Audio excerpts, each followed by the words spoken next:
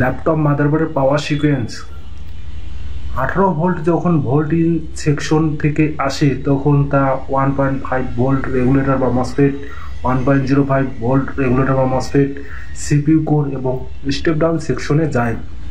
এরপর step down section ইনেবলের মাধ্যমে plus 3.3 volt PCS regulator, এসআইও এবং প্লাস 5 ভোল্ট মসফেটে যায়। এরপর পাওয়ার বাটন সুইচ প্রেস করা হয়। প্রেস করার পর পিসিএস এর জন্য রেগুলেটর বা মসফেট ইনেবল হয়ে পিসিএস এ ভোল্ট যায়। এরপর এসআইও আরএসএম আরএসটি সিগন্যাল পিসিএস এ পাঠায়।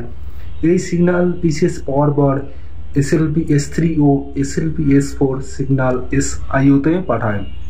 এই সিগন্যাল এসআইও পাওয়ার পর সিস্টেম অন ও সাসপি সিগন্যাল দ্বারা মসফেট বা লিনিয়ার রেগুলেটর ইনেবল করে।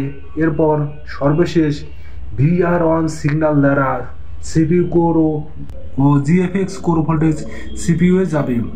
এরপর ভিআরএম পাওয়ার গুড ও পিসিএস পাওয়ার গুড ওকে হলে তবে সিস্টেম পাওয়ার ওকে সিগন্যাল পিসিএস এ যায়।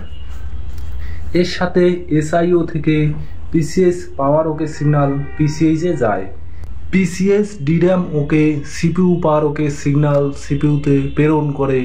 সর্বশেষ পিসিএস সিপিইউতে পিএলটি আরএসটি সিগন্যাল পাঠায়। এই সিগন্যালের মাধ্যমে প্ল্যাটফর্ম রিসেট করা হয়। এরপর সিপিইউ পিসিএস বায়োস রিড করে ও সে অনুযায়ী কাজ করে।